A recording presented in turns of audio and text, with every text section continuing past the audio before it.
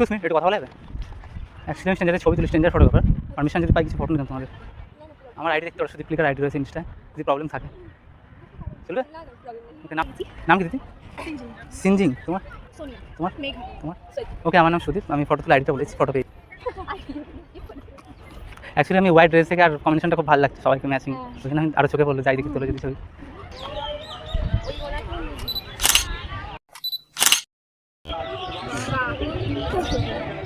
Okay, thank you সময় দিয়ে, হ্যাঁ অবশ্যই পেয়ে যাবে।